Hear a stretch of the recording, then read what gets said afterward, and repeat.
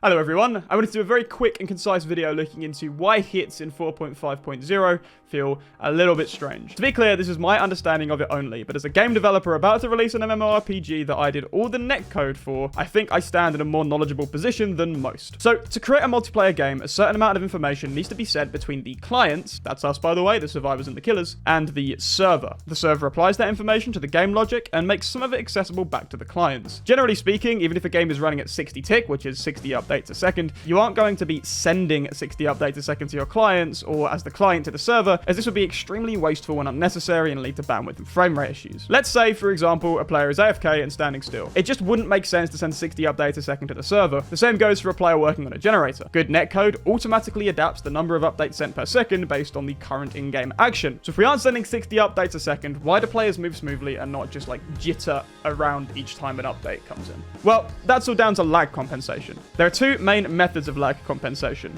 delayed and predictive. Not technical terms, by the way, that's just how I describe them. There probably is a technical term for both of them, and I don't reckon that's it. Delayed is what my game BrawlQuest uses, as it isn't an action game. If we know that a player has moved from X0 to X1, then we can smoothly animate that transition. It means that any client viewing the position of players is always going to be one update behind, but that doesn't matter because, again, we aren't an action game. Dead by Daylight, on the other hand, uses a predictive model. That is, the client tells the server, I'm looking in this direction and moving forwards. The server predicts where the player will therefore be at any given moment before the next update comes in, and the client does the same and animates it smoothly. This is why when your ping is bad, players will move in a direction for a long period of time and then suddenly snap into their correct position. When the client updates the server once again with, now I'm here, it'll check if that is logically possible, i.e. are they teleporting or speed hacking, and if not, it'll move them there. So desync is when this is out of whack. The prediction model being used is incorrect, or the server is processing and providing the information slower than updates are coming in, or say the method of movement has changed. And the server doesn't have the most up-to-date model for that movement. They've said the precise control and the code behind the precise control of players hasn't changed, but it would still make sense that if one or two variables are awry with the new animations, that it wouldn't be displaying players correctly or killers correctly. So